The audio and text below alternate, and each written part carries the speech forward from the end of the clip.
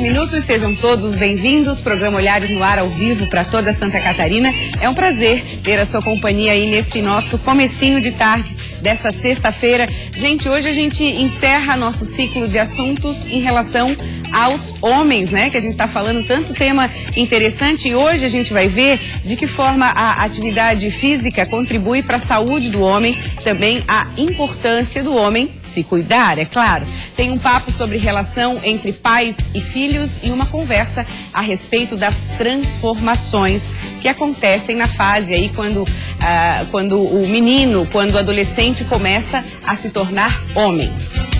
A gente começa falando de reumatismo e o nome da palestra que vai acontecer dia 14 é: o que eu posso fazer para me livrar dessas dores? É o tema da palestra com entrada gratuita, está sendo organizada pela Giovana Ribeiro. Seja bem-vinda, Giovana, tudo bem? Esse nome é muito bom, né? O que eu posso fazer para me livrar das dores? Que geralmente, quando a gente fala no reumatismo, tá logicamente associado à questão das dores. E o que fazer para se livrar dessas dores? Qual o começo desse processo? Então, o reumatismo é um termo consagrado no uso popular, mas na verdade a gente não está falando de uma doença só, né? Quando a gente fala reumatismo, na verdade a gente está falando de um grupo de mais de 100 doenças. Então, quando a gente está falando de gota, lúpus, artrose, osteoporose, tudo isso está no grupo de reumatismo, né? E nós sentimos que existiam muito poucos eventos para pacientes, na verdade, na nossa cidade, né? E embora tenham surgido diversos tratamentos nos últimos 10, 15 anos na área da reumatologia, que realmente revolucionaram a vida dos pacientes, o conhecimento que o paciente tem sobre a sua doença, sobre os tratamentos, é muito valioso, né? Ele poder participar da discussão dentro do consultório, decidir qual o melhor tratamento para ele, porque o melhor tratamento para mim pode não ser o melhor tratamento para ti, né? Então, quanto mais conhecimento o paciente tem da doença, das novas tecnologias, dos novos tratamentos que surgiram, mais ele pode participar. A gente chama que o paciente está empoderado, né? Ele tem poder, conhecimento sobre a vida dele e sobre a doença. Sim, porque aí ele tem informação, é uma troca que existe. E se existe essa troca, com certeza o tratamento acaba sendo mais eficaz, né? Porque também o paciente adquire um autoconhecimento muito maior, né? Ele trocando com o médico, se esse sintoma pode ser do tratamento que eu estou fazendo, esse sintoma que eu estou sentindo pode ser da doença, ele começa a se conhecer melhor e nos ajuda, a nós médicos, quando ele retorna numa consulta e ele faz uma queixa, ele mesmo já vai dizer: ô doutor, eu acho que isso é do tratamento que a senhora começou na última consulta. Já são colocações mais fundamentadas. Participativas, mais participativas, que bacana. Essa palestra com a fisioterapeuta especialista em dor crônica e também fisioterapia traumato-ortopédica funcional, Juliana Barcelos de Souza, inscrições abertas. Na verdade, para o dia 14, as inscrições em 2 dias esgotaram. Tá. Então, a Juliana é uma amiga nossa do Hospital Universitário, uma fisioterapeuta fera, ela é formada no Canadá, tem doutorado em dor crônica no Canadá. E aí nós pedimos, por favor, para ela abrir uma nova data. Ótimo. Então, nós abrimos também o dia 17. Então, na segunda-feira, dia 14, as inscrições já estão encerradas. Essa questão das inscrições encerradas mostra a necessidade, o interesse das pessoas. Em 2 dias a palestra lotou. Aí nós pedimos para ela abrir uma nova data, então nós abrimos dia 17 também, na próxima quinta-feira. Tá, e aí as inscrições estão abertas? Estão abertas 17. ainda. De que forma a pessoa pode ter mais através informações? Do telefone 3222-1798 ou através do e-mail contato1cci@gmail.com. Giovana, geralmente quando a gente fala dessas doenças, né, que fazem parte dessa questão do reumatismo, associa-se à incapacidade física. Isso já está superado, né? Na verdade, felizmente, cada vez um número menor de pacientes tem incapacidade física desde que ele comece cada vez mais cedo o tratamento. Por isso a importância do conhecimento do paciente e do diagnóstico precoce. Tá, e aí vai ter mais sucesso porque evoluiu muito essa questão do tratamento também, né? Inclusive, essa palestra é a primeira de um ciclo.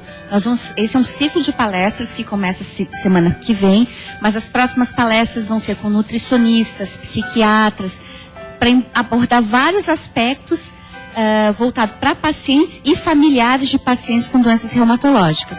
Focado, claro, na qualidade de vida que todo mundo busca.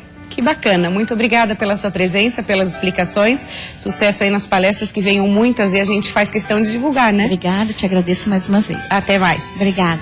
Vamos entrar agora no nosso tema da semana, gente. Estamos falando aí dos homens, principalmente assuntos focados na saúde do homem. E aí a gente não pode deixar de falar de atividade física, que é o nosso assunto agora com o Thiago Abraim, fisioterapeuta, osteopata. Tudo bom, Thiago? Boa tarde a todos os olhares. Tem a ver a entrevista que a gente estava falando antes, né? Eu vi que você estava prestando atenção. Você Sim. deve lidar com bastante pessoas que têm essas doenças que a gente estava falando. Sim. Doenças, no caso dela, mais sistêmicas, né?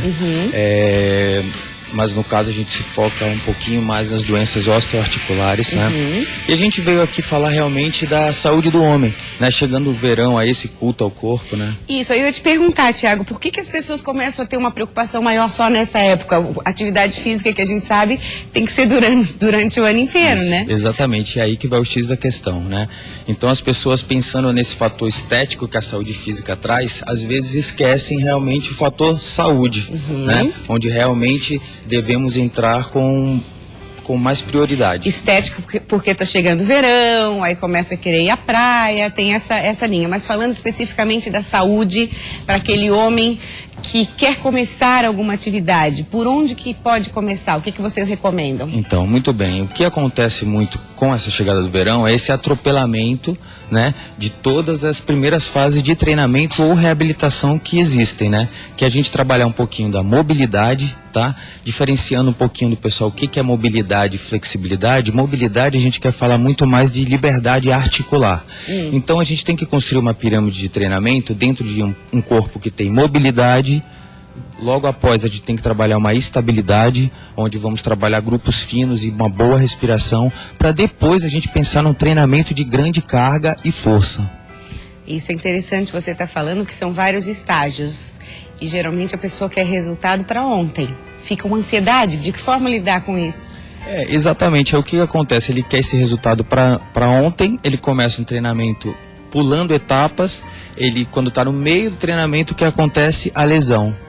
Né? Então ele regride novamente tudo e tendo que começar a subir essa escada novamente. Então o que ele queria para um curto período acaba se prolongando para um período bem maior. Tem como a gente dizer em que prazo que o resultado começa a aparecer no corpo, ou depende da atividade que pratica? Na verdade, o que a gente pensa? A primeira coisa é bem-estar, né? Se livrar de dores, deixar um corpo móvel, para em cima desse corpo a gente começar um treinamento. Se a gente começa um treinamento bom em cima de um corpo que está saudável, se mexendo bem, sem dores, o treinamento responde muito mais rápido e assim a gente vai conseguir um corpo mais duradouro e realmente mais eficaz, mais funcional, como a gente pode dizer. Mas o mais importante é que você falou, a pessoa se sentir ativa, essa é a ideia, assim, se sentir bem, né? Exatamente, muito antes da estética, se sentir bem, não ter dores, ter um corpo funcional que realmente faça tanto as suas atividades do seu dia a dia, quanto sua atividade física de grande impacto ou não. Tiago, diante de um leque tão grande de opções de atividade física, né? Às vezes a pessoa fica, qual que eu vou escolher, por onde começar? É a ginástica tradicional, é a musculação? De que forma que eu posso escolher o exercício, no caso assim, que mais vai se encaixar para o que eu quero? Primeiramente, eu recomendo uma avaliação, né? Em cima dessa avaliação, que pode até ser feita por um fisioterapeuta, nós vamos achar os pontos fracos e fortes daquela pessoa e daí sim podemos dizer se ela vai ter que fazer um trabalho de base com um pilates ou já pode ir direto para uma musculação. Não, você está bem, tem condições de começar um trabalho um pouco mais forte e por aí vai. Essa avaliação é fundamental para evitar os chamados modismos, né? Tem muita gente que entra na onda do modismo e acaba não conseguindo resultado, ou como você falou, acaba forçando um pouco a barra e ocasiona lesões. Qual o perigo, na sua opinião, de ir na onda, assim, dos modismos? Exatamente. A onda do modismo oculta o corpo naquela velocidade muito rápida, né? E às vezes a gente também entrar em treinamentos onde requer um corpo saudável. Então, você entra com pequenas tensões e você faz um treino de força, acontece muitas vezes aquelas dores que você não se machucou ali naquele momento e no outro dia apareceu aquele travamento nas costas, aquela dor no joelho que você não bateu, realmente apareceu de uma hora para outra. Então, esse é o ponto X de que você não estava preparado para aquele tipo de atividade física. Ah, que aí o corpo tá sinalizando. Exatamente, é um primeiro sinal que fala, ó, você ainda não está preparado para esse tipo de impacto ou força ainda. Pela sua experiência, né, no seu dia a dia, você acha que os homens estão buscando mais o quê? Essa questão de qualidade de vida, de ser saudável, ou mais a estética mesmo? Na verdade, a qualidade de vida, o homem, o que ele pensa muito? Em ele envelhecer e continuar fazendo sua atividade física, continuar jogando sua bola, continuar fazendo seu surf e prolongar esse prazer, isso que é um prazer, daí, né? prolongar isso daí. Mas também temos aquela fatia que não pensa muito no bem-estar e quer aquela estética imediata para curtir um verão aí todo definido. E realmente, se você quer uma estética mais rápida, ou se você quer prolongar isso, tente fazer um trabalho correto, onde não você vai se livrar de lesões e conseguir um resultado que realmente você quer. É aquela história, né? Tem que pensar na saúde, no bem-estar, que a estética acaba sendo uma consequência, não é? Com certeza. Muito obrigada pela sua vinda, pela conversa. Obrigado a Sucesso vocês. aí, tá? Obrigado. O programa Olhares faz um rápido intervalo, você continua conosco. No próximo bloco vamos abordar a relação de pais e filhos. Como é que esse amor paterno modifica a vida de um homem? A gente volta já já.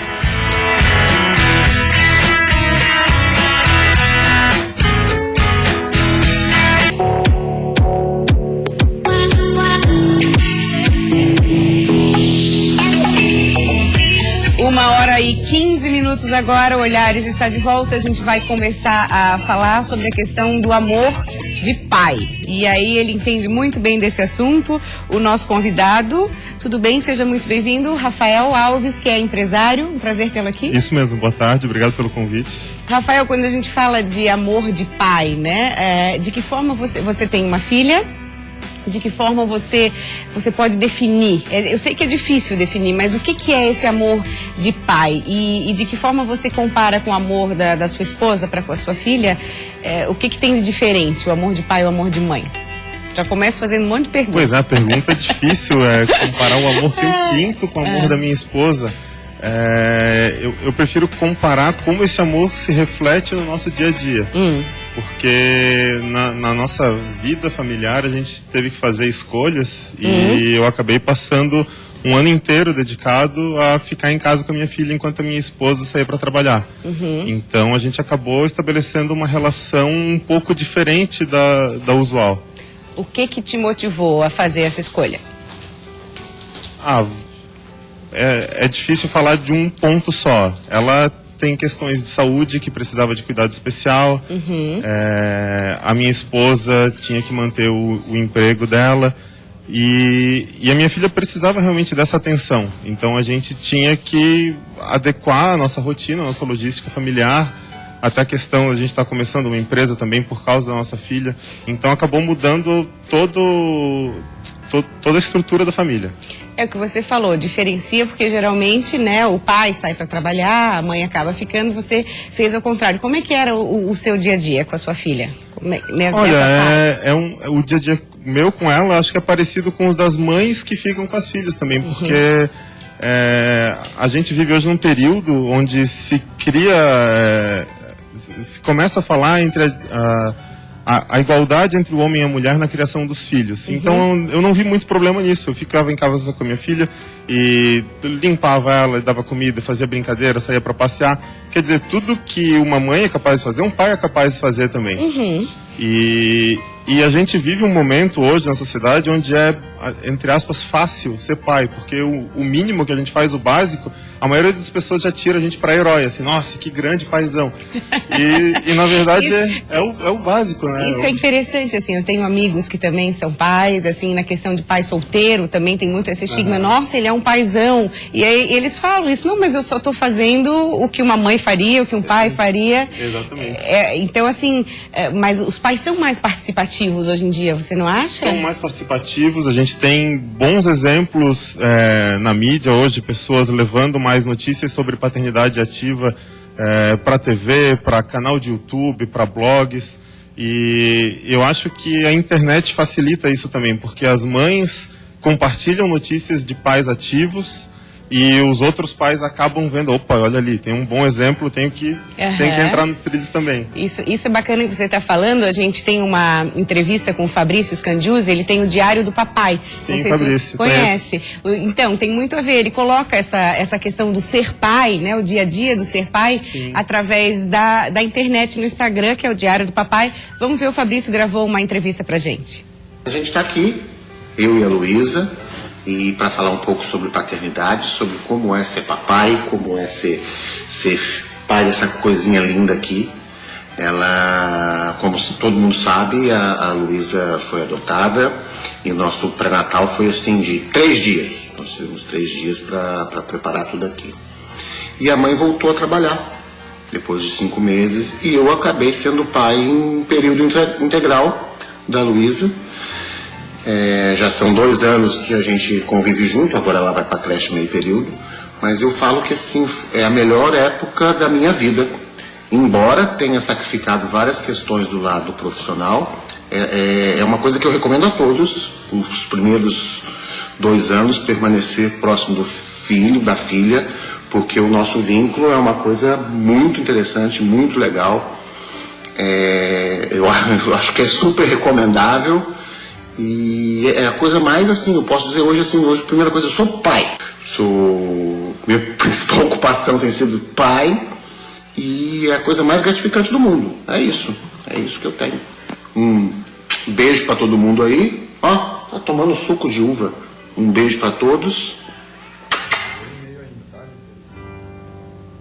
Bonitinha, né? Obrigada, Fabrício, pela participação. Fabrício é um pai cheio de orgulho, assim como você, né? Eu sei que essa questão do vínculo que ele falou, você sente isso com a Alice? Muito, muito mesmo.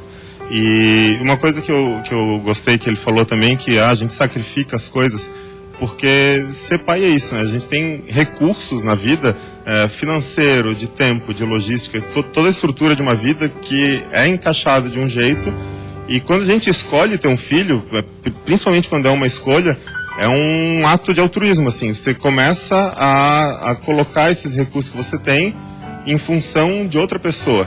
E, pois, se isso não é amor, né? Tu dedicar a tua vida, o teu tempo, tudo que tu tem... O que mais que é? Por outra pessoa. Isso é verdade. Assim, a gente vê, muitas vezes, não é nem abrir mão. Ah, não tô abrindo mão. Não, eu tô me dedicando. A gente não pensa que tá abrindo mão, né? É um jeito diferente de compartilhar. É o teu tempo que antes tu usava para outras coisas, agora tem um filho. E tu vai... E não é assim, que saco, eu tenho uma obrigação. Não, eu quero passar tempo com meu filho. E o que eu posso fazer para esse tempo ser prazeroso para mim, para ela, para a família como um todo. Costumam dizer que menina é super apegada com o pai. Como é que é a Alice? Olha, no meu caso é verdade. Com essa proximidade que vocês... No meu caso é verdade. Eu tenho uma boa desculpa, né? Fiquei muito tempo em casa com ela, mas é verdade, a gente é muito, muito apegado mesmo. Só imagino. Eu quero agradecer muito sua vinda aqui, Rafael. Agradeço o convite, por falar obrigado. desse assunto assim de amor de pai, que sem dúvida transforma, né, as nossas vidas. Obrigada mesmo pela participação. Eu que agradeço, obrigado. Esse vínculo, gente, entre pai e filho serviu de inspiração para a fotógrafa Kristen Schmidt. A gente vai mostrar para você que ela registrou durante anos momentos ímpares entre seus filhos Sam e Eli e o marido, o pai das crianças, Ted. A gente está acompanhando as fotos. Entre os cliques, momentos do cotidiano, como leitura, brincadeiras, refeições, tudo que mostra a cumplicidade entre pai e filhos. São fotos sem poses, bem ao estilo natural, que são marcantes para ambos.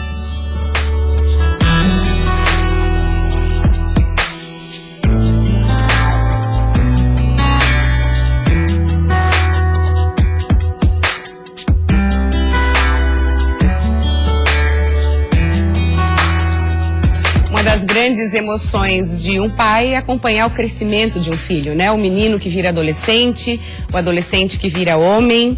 E aí a gente vai falar um pouquinho sobre esse processo de transformação com o professor Felipe Werner dos Reis. Muito obrigada pela presença, Felipe. Obrigado também, é um prazer estar aqui.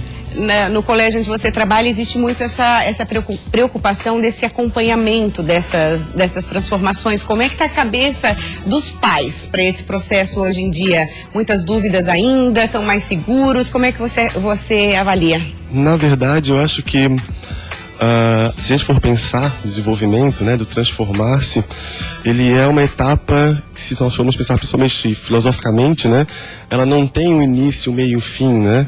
A gente pode pensar, por exemplo, que o ser humano, o indivíduo, ele é o eterno vir a ser. E por isso essa transformação ela é muito constante. É claro que quando a gente fala de crianças, fala de adolescentes, a gente está falando de indivíduos, de seres que estão com isso mais latente. Quando a gente chega à fase adulta, quando nós nos tornamos pais de fato, ou mães, ou responsáveis por crianças, enfim, nós já estamos falando de indivíduos que já têm algumas definições a mais na vida, mas Sim, isso não impossibilita transformações também. mais marcantes, mas não significa Claro. que parou, né? Exatamente. Esse eterno movimento que eu acho que é muito interessante, né? A gente trazer principalmente na questão do indivíduo. Ele é uma transformação constante. E a gente consegue acompanhar isso fundamentalmente no colégio, na escola, a criança, no momento em que inicialmente ela começa a descobrir o mundo, começa a se vislumbrar ali naquele mundo, perceber.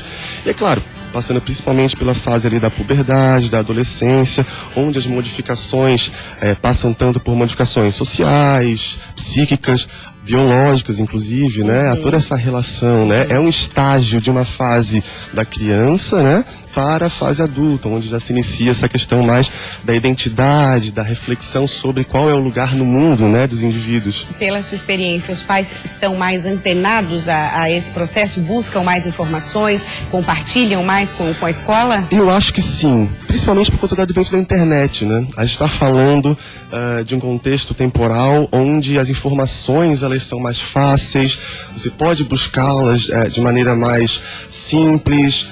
Num toque de computador você tem as informações ali dadas, e os pais, por conta dessa facilitação, eles também tendem a acompanhar e a compreender melhor as transformações que os filhos obviamente apresentam. Essa compreensão é bacana que você fala, porque sai daquele estilo de que critica, né? Sim, sem dúvida. Aquelas críticas que vêm, meu filho não sai do quarto, meu filho vive no mundo da lua, meu filho só quer saber de headphone e de escutar música. Então, parar de criticar e compreender isso muda tudo. Sem dúvida. E o advento da internet, nesse aspecto, é fundamental, porque a gente consegue perceber, por exemplo, pais que conseguem se introjetar de maneira muito mais fácil no ambiente do filho, através das próprias redes sociais, por exemplo. A gente conhece pais que têm Facebook, que têm WhatsApp, e através dessas mídias eles conseguem ter, sim, sem dúvida, um acesso muito melhor, não apenas, talvez, ao filho que ele conhece na casa, né, no seu cotidiano, mas o que ele pensa, qual que é o seu universo, que antes desse advento estava restrito fundamentalmente à possibilidade de uma conversa, né? Se o pai não conversasse com seu filho, seria muito difícil, né, ele conseguir ter essa inserção no mundo da criança, São né? coisas que aproximam. Sem dúvida, tranquilamente. E essa questão, Felipe, que a gente ouve de vez em quando, assim, né, principalmente na adolescência, chegando à fase adulta, que os pais têm mais de colocar assim, não, meu filho já está encaminhado, meu filho já está bem, e aí tendem a soltar um pouco, assim, você vê como positivo? Eu acho que isso é bastante relativo, assim, mas o que eu acompanho, principalmente enquanto professor, é essa dúvida, essa inquietação do que vai ser o futuro, né, dessas crianças, dos alunos, dos estudantes, porque se a gente for parar para pensar, estima-se que fundamentalmente 80% do nosso tempo ativo a gente dedica ao trabalho, à atividade profissional. Então essa escolha do trabalho, da atividade profissional, acaba nos definindo basicamente enquanto seres. E é óbvio que no momento em que a gente está falando de pai e filho, está falando de uma preocupação também muito grande dos pais para essa definição, para esse momento que o filho está atravessando. Que obviamente no lugar do pai, como ele já atravessou esse momento, quando ele sabe como que funciona esse processo, ele tenta, né, dar uma dica, tentar dar alguns toques para que, obviamente, talvez não cometa os mesmos erros ou auxiliem em alguns acertos. E a importância desses jovens ouvirem, né, os mais velhos que têm tanta sabedoria acumulada ali. Sem dúvida. Ajuda um monte, ter um porto seguro de vez em quando, né, Felipe? Na verdade, até mesmo, né, antigamente a gente tinha essa relação, né, muito mais próxima, né, o sábio, a pessoa que conseguia passar a experiência, entre outras questões. Felipe, muito obrigada pela sua vinda aqui. Obrigado. Adorei nossa conversa, obrigada, até a próxima. Eu que agradeço. Eu vou chamar agora por telefone, gente, o repórter Daniel Fernandes. Tem uma novidade bacana, que é a Festa das Flores, super tradicional no norte do estado. Está acontecendo até o dia 15 desse mês em Joinville. Imagens belíssimas para você aí, um belo passeio. A gente recomenda ir até Joinville e prestigiar essa festa. Daniel, boa tarde, tudo bem por aí? Tudo florido por aí? Boa tarde, realmente a festa está muito bonita, até quem puder, de qualquer lugar do estado, conferir aqui a Festa das Flores, que é reconhecida como patrimônio histórico, artístico e cultural do estado de Santa Catarina. Olha só, como você falou, são mais de 4.500 exemplares de orquídeas selecionadas entre expositores nacionais e internacionais. Está muito bonita a Festa das Flores desse ano. Tem várias atrações, inclusive também tem cenários lúdicos para você conferir. Tem mercado de plantas, feiras artesanais, você está acompanhando as imagens aqui na banda. Também tem praça gastronômica para você conferir com a sua família. Olha só, também durante a tarde, toda a tarde tem café rural com dezenas de produtos direto do campo para você conhecer aqui na Festa das Flores. Amanhã, sábado, tem atrações especiais para criança. Quem quer vir com a família vai conferir então atrações especiais aqui na Festa das Flores, que, como você falou, vai até o dia 15. Quem quiser trazer a família, olha, é R$8 a entrada. A criança de 5 a 12 anos paga só meia entrada, que é R$4. A entrada, então, R$8. E, como você falou, uma festa incrível aí, Festa das Flores, tradicional aqui da cidade de Joinville. Tem muita coisa para você conferir. Obrigada, Daniel, pela sua participação. Eu vi ali as imagens das orquídeas, adoro orquídea, uma mais bonita que a outra. Obrigada mesmo, gente, até o dia 15 de novembro na Expoville, em Joinville. A gente agradece muito a sua audiência, desejamos um ótimo fim de semana. Continua ligado, porque Nader Kalil está chegando com o Repórter Band. Beijo, até segunda.